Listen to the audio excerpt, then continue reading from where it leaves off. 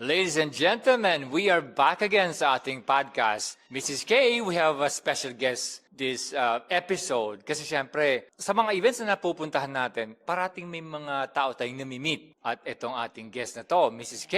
At hindi lang po yung nami-meet. Very interesting yung mga taong nami-meet natin. At isa ito na inaabangan ko kasi excited ako kasi ito yung topic na hindi laging napapag-usapan. Kumbaga minsan iniiwasan. Yeah, at saka Mrs. K, pag hindi interesting, wala dito ngayon sa podcast natin. Yes! Diba? Tama. Kaya ano pa ang hinihintay natin? Tara! Let's talk! Tara! Let's talk! Tara! Let's talk! Introduce mo na, Sir Don. Okay, guys. Napakaganda ng ating episode ngayon. Kasi kung kayo ay, kumbaga, meron kayong naiipon dyan. Kumbaga, sabihin na nating nakakaahon-ahon na. Pero, ang tanong, kaya ba nating i-sustain yan? Di ba? Yun ang pinakaano doon eh. Medyo madaling mag-ipon, pero ang sustainability, that is the problem. At saka kung anong gagawin, right? Mrs. K, huwag na natin patagalin yung guest natin. We have Mr. Alan Kalumpang. Hi everyone, good afternoon, good evening, happy birthday kung sino may birthday ngayon. So let me just quickly introduce myself. My name is Alan Kalumpang. By profession, chemical engineer ako by profession. But I haven't practiced that for a long time. And then, sa Pilipinas yung background ko, I was able to work as a chemical engineer for 2 years lang. For 2 years. And then, it was at that time, siguro sa edad ko or edad natin, at that time, when mapapansin mo yung pag-engineer ka, kahit lisensyado ka, yung sahod is like completely very, very small pa rin. And then, yun yung mga times na yung BPO industry sa Pilipinas, yung nagsimula, lalo na sa Cebu, yung nag-start yung first na BPO industry, BPO doon sa Cebu, ang sahod nila times 2 ng sahod ng engineer. Yung parang maano ka na parang, engineer ka tapos yung BPO ganito. So, I realized na, nag-aral naman tayo para kumita, di doon na tayo sa mas malaki, di ba? Yung parang ganon, yung mga mas malaki. So, doon, that started, like I mentioned, I'm a chemical engineer by profession, nag-BPO, pero ngayon, alayo na, yung trabaho ko ngayon, totally different, but from being a chemical engineer, ngayon nasa isang crypto exchange. Pero from that journey itself, ang dami kong natutunan in terms of like finances. Natutunan in a way na challenges, struggles na, you learn along the way. And it's interesting you said a while ago doon na yung parang kadalasan, karamihan sa mga tao gusto nila, may naiipon. Tapos paano ba ma-sustain? Ang isa sa mga tanong doon is, may naipon ba? Yun yung isang challenge savings, and then plus, how are you gonna be sustaining? So yun. But like I said, background ko, chemical engineering, but right now I'm a financial coach, certified financial education instructor ako ng US. And then, din ako, UK certified in terms of insurance. So, yun, naging passion ko din actually ang personal finance because based on experience. And then we were talking a while ago off-cam na yun nga, yung parang, alam mo yung personal finance or financial, yung mga talking about money, hindi masyadong pinag-uusapan. Or yun nga, yung parang tabu siya. So, passionate ako niyan, especially for Filipino community or mga kababayan natin kasi yun, it's hindi siya pinag-usapan ng lalo, and then as much as possible, yun yung natin. Oh, okay. So, bago tayo pumunta dun sa nitty-gritty kung paano ba tayo umahon, ang tanong. Hi guys, I'm Crystal Bello. Your health is the foundation of everything you want to build. Your energy, your confidence, your productivity, your mood, your relationships, your future. When your body feels good, everything in your life gets better. And that's why I'm passionate about the Feel Great system. It's a simple, science-backed way to support your metabolism, balance your blood sugar, reduce your cravings, and help you lose weight naturally without depriving yourself or doing extreme diets. Most people don't need more restriction. They need a system that works with their body, not against it. The Feel Great system gives you steady energy, fewer crashes, better digestion, and real sustainable results. So if you're ready to take control of your health, and finally feel great in your own skin, contact Mr. and Mrs. K from Ireland. They'll help you get started. Bye. So, what are you waiting for? Tara, let's talk! Diba, siyempre ang mga tao mag-iisip niyan, engineer, si Mr. Alan.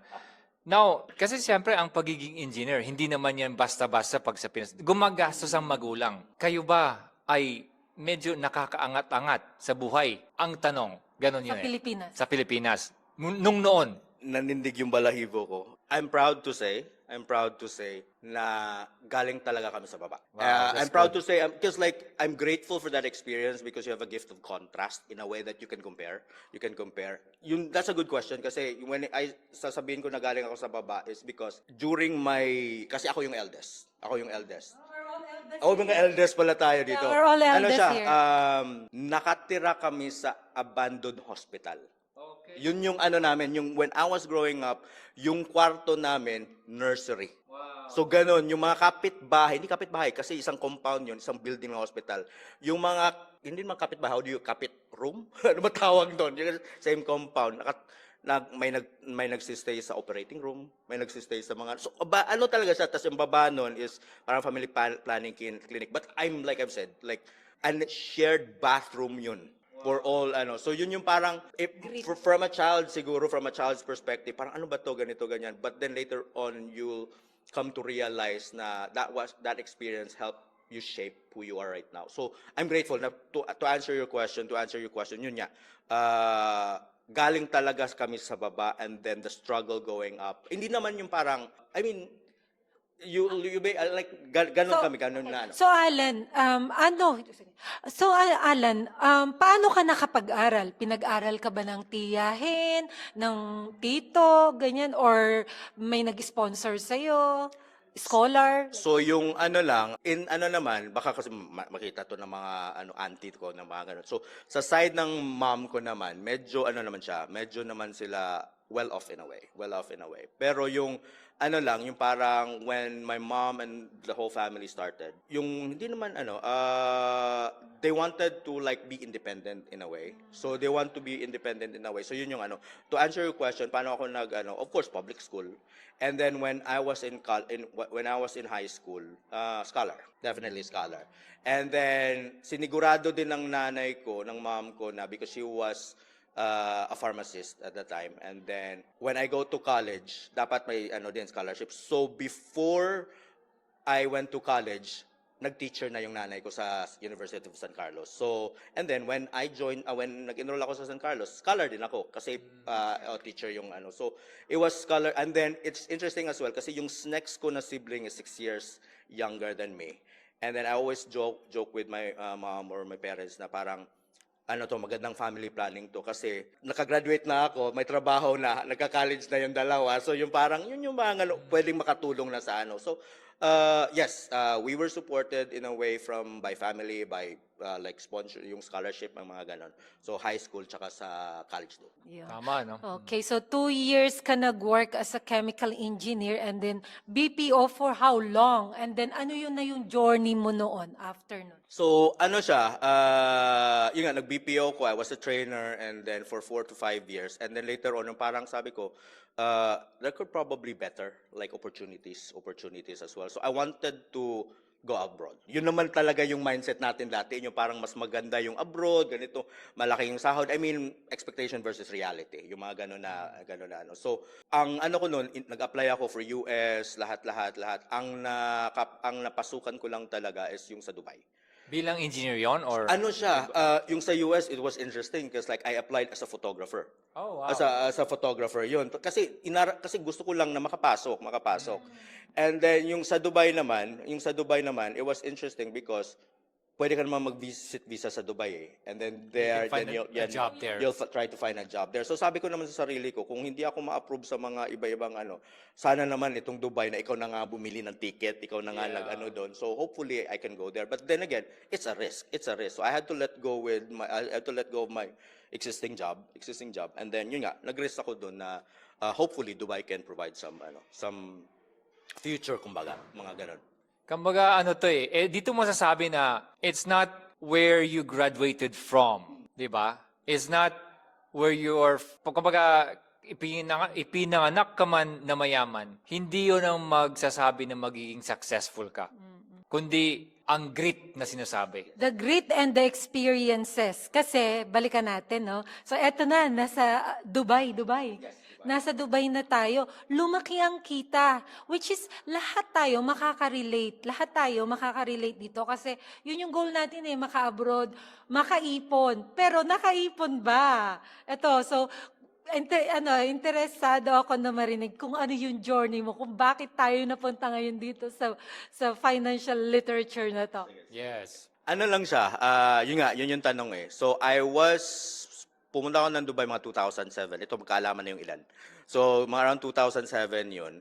And then, yung yung parang mag-apply ka ng trabaho, yung panahon pa, yung magdadala ka talaga ng CV. Okay. Mag-office to office ka, tapos magdadala ka, drop ka ng CV. Unfortunately naman, yung nagkumuha sa akin, petrochemical siya na, small business. Mga 3 lang kami doon. 3 lang. So, nakuha ako, nagustuhan naman ako ng amo ko. And then, so I worked there. And then after that, mga siguro 5 years, and then may sinet up siyang business na I stepped up and then dinala ko din doon.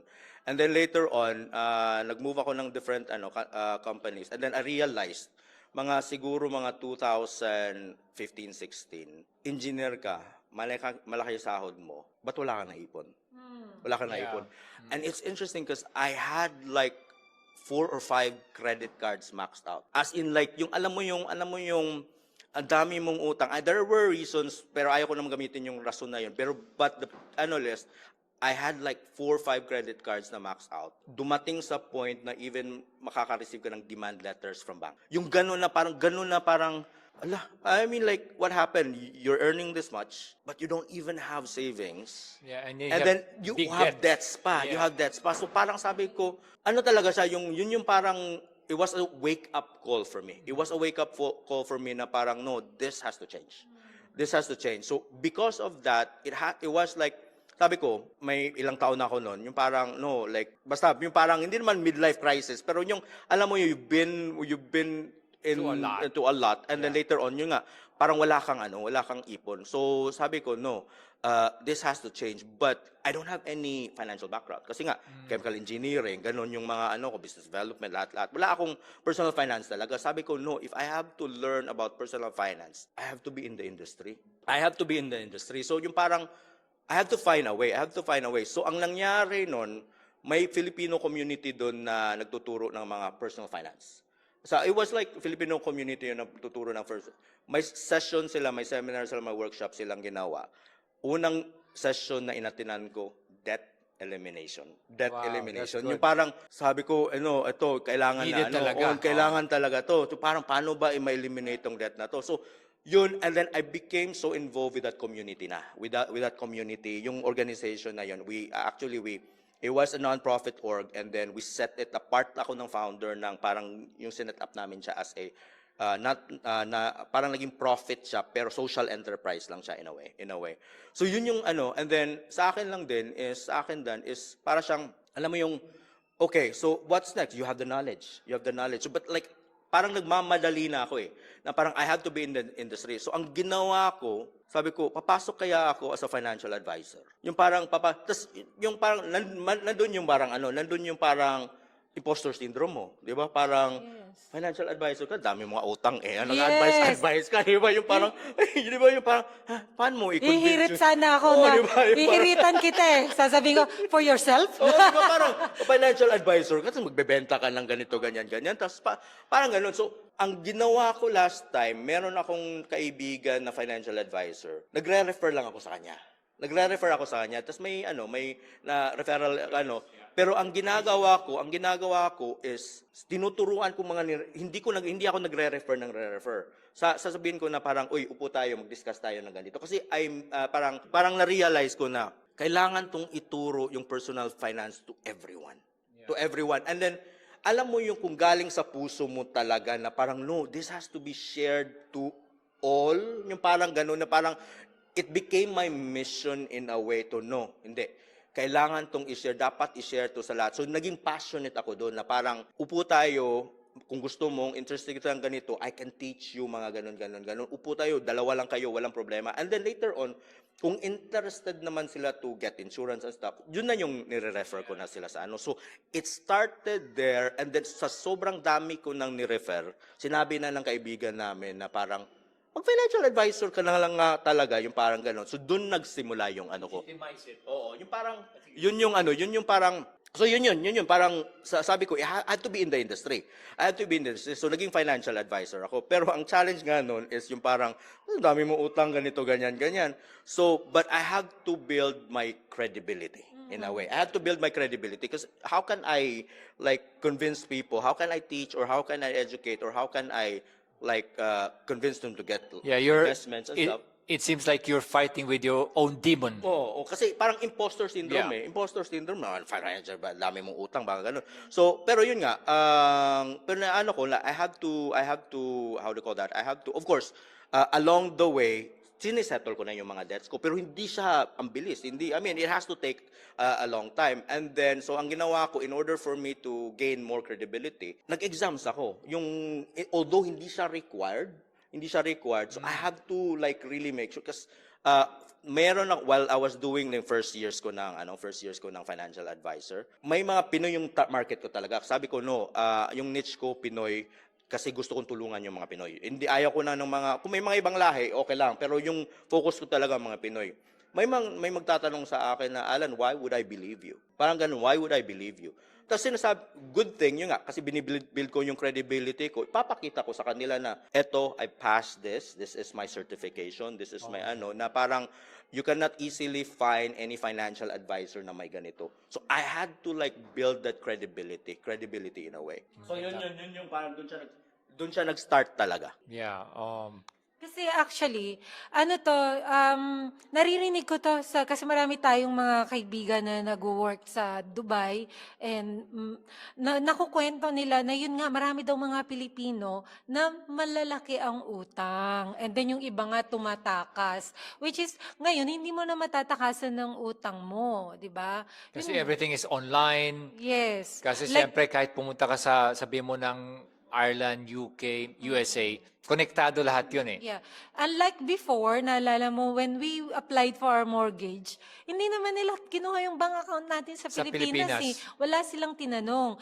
Pero ngayon po, kaya kung marami kayong utang kung saan man kayong mundo, settle that before kayo pumuntay sa ibang bansa. Dahil maani yan matitrace na nila. Now, para lang sa mga audience natin, paano ba nalulugmok ang isang tao sa utang? Ano ba yung mga dahilan pwede nating mailagay sa ganong sitwasyon? Kung meron siguro may mga makarelate yan. At comment down below po kung ano ba yung klase or paano kayo nalugmok sa utang. Pero sabihin natin, yung mga samples ng mga tao na natulungan mo, ano yung mga ginawa nila o nagawa nila na nalugmok sa utang o nagkautang at gusto nilang ma-settle at saka gusto nilang, without giving your own life. Meron bang ganon na nag-stick sa Ano yung problema? Number one. ng mga Filipinos especially? Ito yung and probably this is a double-edged sword in a way. Kasi ayaw ko din I'm gonna answer that, but I'm just putting a disclaimer na for myself and for whoever is watching and listening as Generalization. well. Yung parang, lang din, yung parang, hindi din kasi ako naniniwala na that's the main reason. Pero ito yung sagot ko. Kadalasan na rason is of course, luho, waldas, ganon. But at the same time, there are masasabi mong valid and legitimate reason na in a way, nagpapadala sila ng pera sa Pilipinas. Yung parang nangutang sila dito kasi kailangan nilang ganito, tulungan si ganito, walang insurance si mama, nagkasakit si mama, kailangang umutang kasi yun nga na cancer or whatever. So, yun. So, sa time na yun, I'm not sure ngayon sa Dubai, dati kasi sa Dubai, grabe willing sila to really lend that much in terms, yung parang may mga may mga times pa yun na yung credit card mo, Inilalapit sa iyo. binibigay na, mamaya ka na magbayad ng utang after 6 months. Tapos yung credit limit mo, 5 times ng salary mo, yung mga gano'n na, sige, bigyan pa kita ng 5. na cards. Yung mga ganun. So, of course naman, ikaw maano ka, yung parang, and then at the same time, if you badly need the money, wala ka namang makakapitan eh. Di ba? Yung parang ganun. So, yun yung ibang mga ano. Ito yung isa sa mga nakakalungkot in a way. May iba pa na nangungutang sila sa kapwa Pinoy. Nangungutang sila sa kapwa Pinoy. Ang challenge nun is yung kapwa Pinoy pa yung pina 5-6 sila. Yung alam mo, naninig yung balahibo ko, yung alam mo yung, iyak ako nito. Pero anyway, ano lang, yung parang, alam mo yung may mga katulong sila, yung passport nila binigay sa kapwa Pinoy. Tapos yung kinalculate ko na yung kinalculate ko na yung nabayaran nila na utang, nabayaran nila na interest, kasi ang laki ng interest. Times 2 na ng utang. Tapos sabi ko, hindi, pwede ka nang, kung ayaw mong lapitan yan, pwede ka nang umuwi, tumakbo, sabihin mo, lost passport ka. Parang ganun. Yung parang, kasi, yung parang, yung parang, kung hindi ka naman mahabol kasi illegal yan eh. As in, marami May talagang mga ganun, may mga ganun. Tapos alam mo yung nakakaawa na parang, iyak ako nito. Pero anyway, hindi, lang siya, yung parang alam mo yung, because of the line of, kasi yung nga, naging passionate ako eh. I don't care if may pera ka or wala. Let's sit down. Let's talk about yung personal finance. And the good thing about, eto lang I was a financial advisor dun sa Dubai. And whoever is doing financial advice or whatever that kung nag-business kayo or eto lang yung personal opinion ko, and this is what I discovered. If your goal is the money, you will never be able to achieve that. You will never be able to succeed. But if your aim is really helping people genuinely, sincerely, yun. If that is your aim, money will just follow. Yung parang, hindi yung balhibo ko. Yung parang sabi ko, kaya nga, hindi ko finifilter yung mga sino yung lalapit. Yung parang, go, let's sit down, tulungan kita. And then the good thing about it, nandinig yung balhibo ko, the good thing about it is like, even if they don't have the funds, even if they're not gonna get investments or insurance from you, they will always refer people to you. Yun yung nakakatuwa na parang hindi kasi tinulungan mo sila. And then yun nga, to answer your questions, maraming mga instances talaga na parang, sabi ko, grabe yung inaabuso ng kapwa Pilipino yung mga ganun na mga situations. So sabi ko, hindi, yung parang, yung isa sa in-advise ko noon na parang sabi ko, hindi, wala naman siyang magagawa kung magsusumbong ka or yung parang, kung ayaw, kasi kaibigan daw, ganito, ganyan, yung nahihiya. Sabi ko, pwede ka, hindi makauwi sa Pilipinas, kasi yung passport nga niya, nakatenga doon. So sabi ko, ito lang advice ko, punta ka na lang ng embassy, sabihin mo na lang baka patayin tayo ng embassy nito, pero sabihin mo na lang na na-lost yung passport mo, kasi para makauwi ka. Pero sad reality siya, sad reality. So to answer your question, may mga luho, may mga valid reasons naman din silang nangutang sila. But at the end of the day, if your income, say for example, is just 1,000 dirhams and then you're paying 1,500 for the loan, ang ending nun is utang ka lang ng utang, baon ka talaga. Sad reality ba? Sad reality talaga. Alam mo, yun nga, no? Kasi ito, based on my experience, then marami rin talaga ako na nakasalamuha. Kasi since 2003, nag-abroad na ako. And during that time, ako kasi, takot ako sa credit card. Kahit even nung nandun na ako sa UK, takot ako sa credit card. 1,000 lang. Tapos sasabihin nila, taasan pa natin. No, I'm okay. 1,000 is enough. And I won't even use it. Sabi kong ganon. And then, hindi nga din talaga natin masisisi yung mga kapwa natin. Kasi, alam mo yung, I don't know if meron ka or meron kayo. Ako noon, yung pagkakain ako ng masarap sa restaurant, may guilt feelings ako. And then, so kung kakain ako, I make sure na may padala ako. Na hindi ako magigilty dahil nagpadala ako sa Pilipinas. Kung kumakain lang ako ng sarili ko tapos hindi ako nakapagpadala, there's guilt. So, doon mo makikita na yung mga ganong ugali ng mga Pilipino, tapos yung I deserve something for myself. I work hard, and then may pinag-aaral ako, hanggang nagpapatong-patong, tapos biglang may emergency, yun na yun. Kaya maraming nababaon. Ako yun yung tingin ko. Okay pala si Mrs. Ken. Kung, pero kung kumain siya, magpapala siya. Paano kung hindi siya kakain, di ba? Hindi siya padala. Yes, patay. Kain ka ng kain dyan. Yeah, tama. Yes. No, but I'm sure maraming makaka-relate. Maraming makaka-relate na ganun. Meron tayong guilt feelings na, uy, bumili ng iPhone. O, di ba? May mga ganun bumili ng iPhone. O, kailangan may binigay ka rin sa parents mo. Pero, yeah, iba ka yung mapunta, kumbaga, mag-offside tayo sa topic konti. Ang Filipinos kasi, pag nakikita nila online, yung mga kamag-anak, parang feeling nila, kailangan mayroon silang share na pag nakita nila yung kamag-anak nila sa abroad, kumakain sa labas, parang, uy, bakit? Parang sila lang kumakain sa restaurant. Paano naman kami? Ano lang yun, guys. Medyo intindihin kasi natin na yung mga taong nasa abroad, living abroad, yan yung parabang unang-una, normal lang na kumain sa restaurant. Di ba? Yung mga tayo, ganon. Hindi naman ibig sabihin nun pag nagpicture tayo ay, kumaga, hindi nangiinggit yun. Kumaga, ano lang tayo, parang masaya lang tayo na nakalabas. Kasi siyempre, lahat naman tayo dito, we are working so hard. Siyempre, pagka may time ka with your family, with your friends, ano kayo, enjoy lang din.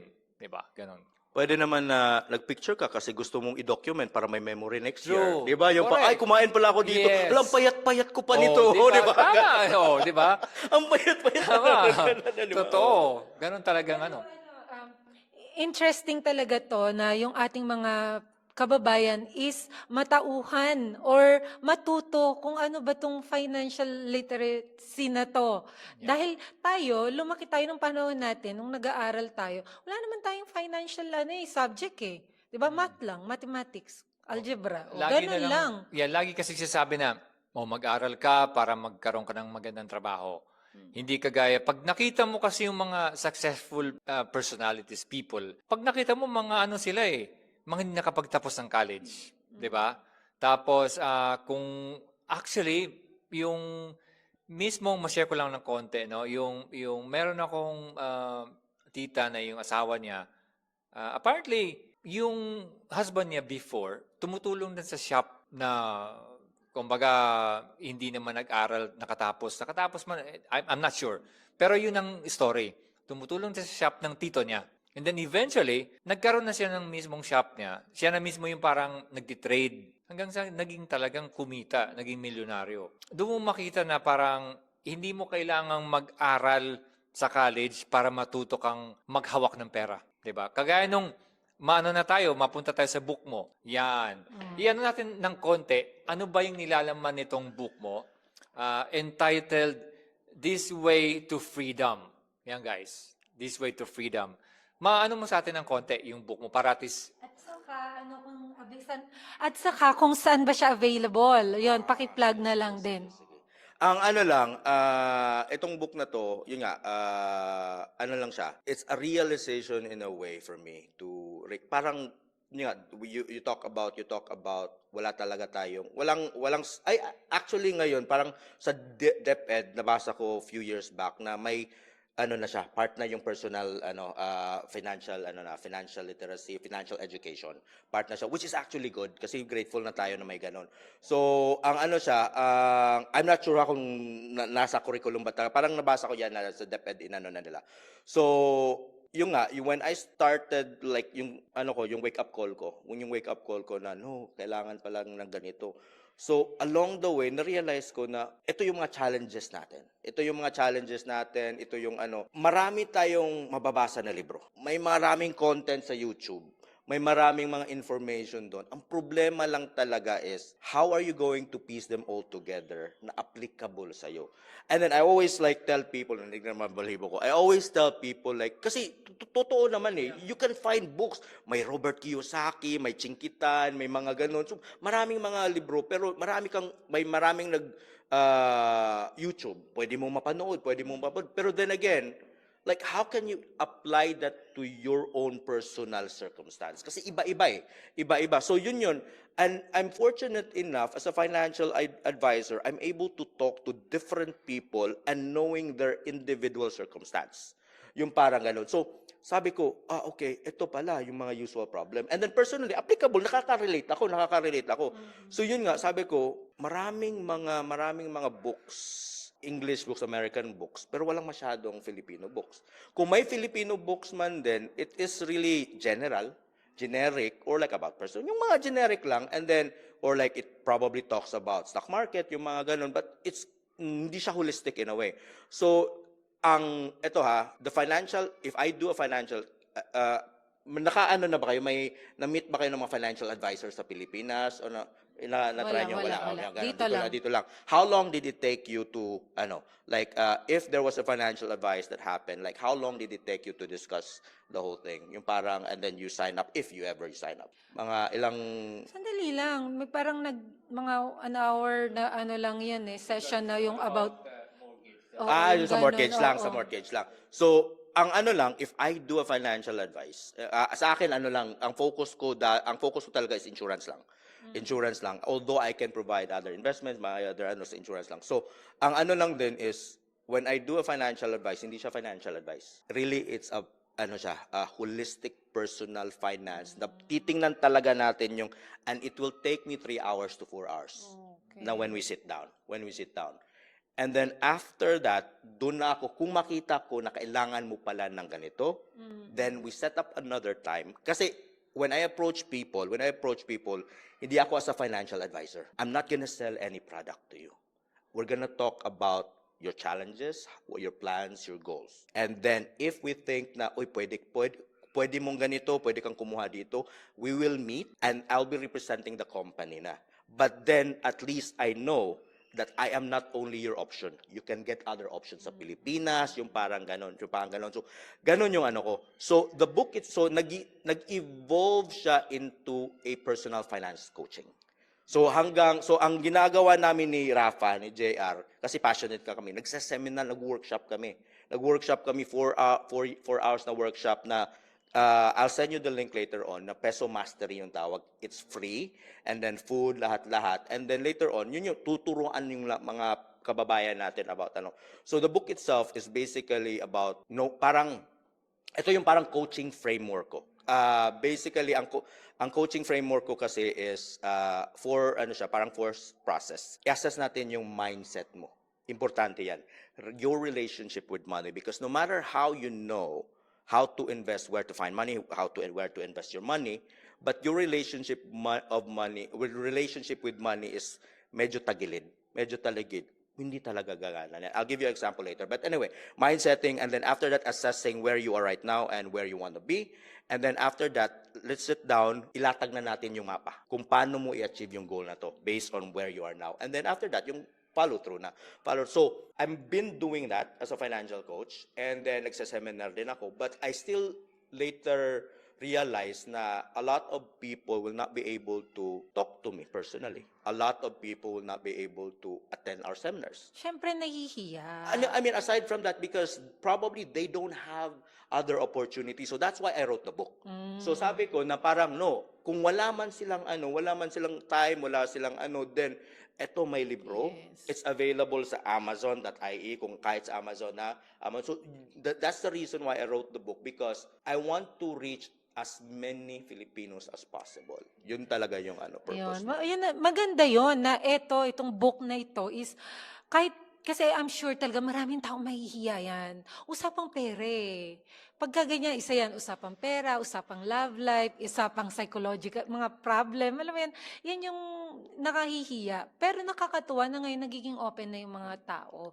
Kasi I think the first step, I think to have this financial freedom is the acceptance that you are tied up. Awareness yun. Awareness, oo. Awareness mismo. At you don't have to be in debt, kumbaga, bago ka mag-approach ng financial advisor like Alan. Siyempre, mas maganda yun, wala kang utang. Pero iniisip mo kung paano mo ba palaguin. Actually, diba? if it's alright, kasi yun yung common na yun yung common na mga issue ng mga lalapit lang ako pag okay na ako. If that is the mindset, kung lalapit ako pag okay na ako. What I'm trying to say is that yung wala ka mga ng walang utang na may pera, tapos hindi alam ang gagawin, mas maganda lumapit sa financial advisor kesa sa yung may utang ka na. Kasi ang maganda din iba kasi yung kung lalapit sila sa akin, sorry to interrupt lang. Lalapit sila sa akin, I would even suggest kung may utang kayo, approach that. Because of course, kasi ang ending niyan, malalaman mo na you can actually finish it off. You were thinking that you can finish it off in 5 years. Pwede man palang 1 year lang. So, yun yung kasi marami akong friends, marami akong na tapusin ko muna yung utang. Hindi, upo na tayo kasi baka ma-set up natin to in a way that you can actually finish this off in the next 3 years. And that's a valid point naman kasi kadalasan yun yung mga sa mga tao na parang hindi, tapusin ko muna tong utang ko. Ganun, ganun. My question there, or my thought there is that you don't have to be in debt para lang lumapit sa di ba? Kumbaga Hindi naman, oo. Yeah. Kumbaga, Hindi ka pwedeng, hindi yung parang, kasi lahat ng tao parang gusto lalapit lang sa'yo pag may Kasi utang. tagilid na yung mga ganun. Tama. Makes Kumbaga, sense, makes kahit sense, wala makes kang sense. utang, Oo. pwedeng silang lumapit sa'yo. Tama. Which, yeah. I get your point na kumbaga, hindi lang po si Alan para sa may mga utang. Yes. Yun, kumbaga, lahat. Oh, yun. Lahat po tayo, pwede tayong lumapit kay Alan kasi yung kahit na yung may konti tayo, malay natin, kaya niya tayong tulungan, palaguin pa yun. Is that yun? Diba? Naninig yung balibo ko. Tama yung sinasabi mo. Na and then at the same time din, people will be surprised. People will be surprised kasi they would think na they need 20 years to retire. And then when we discuss the whole thing, kaya naman pala in the next 5 years. Oh, yun. Yung parang ganun, no, parang, kasi yun nga. Good news yan, guys. Yung na siya, yung alam mo yung, you have better clarity na of what are the things that you can do because you know where you are and you know your goals. Ang challenge kasi kadalasan is vague yung goals.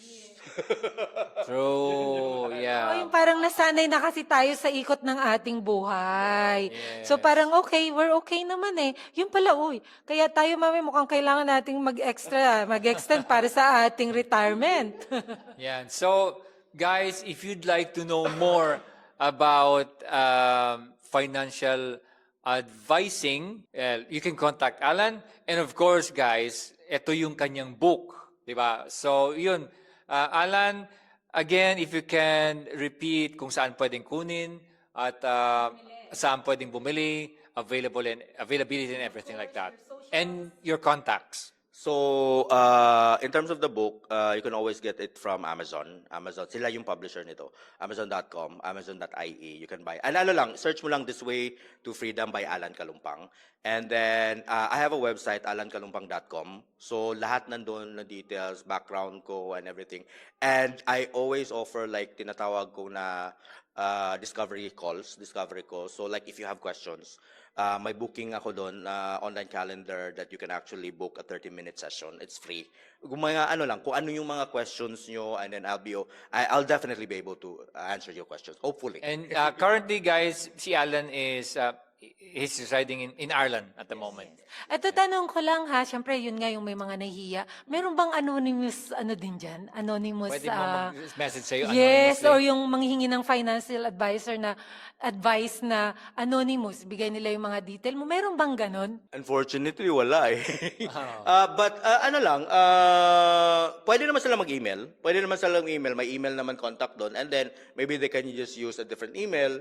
Pwede naman ganon. Ang sa akin lang din is, usually kasi yung mga question is ano ba yung advice mo, ganito, ganyan. Hindi ako didiretso nagbibigay advice. Kasi, I have to know the circumstance. Mahirap kasi mahirap kasi yung Kaya nga ino-offer ko yung session na kasi bakit gusto mo ng ganito? Bakit gusto mo ng ganito? Then I have to know the context behind why you want that. Okay. In a way, you have to be really personal to the person. Kasi, i-gauge mo talaga kung ano ba yung kailangan ng taong to. And then I think when it comes to financial, yung ilalatag nila dapat walang itinatago.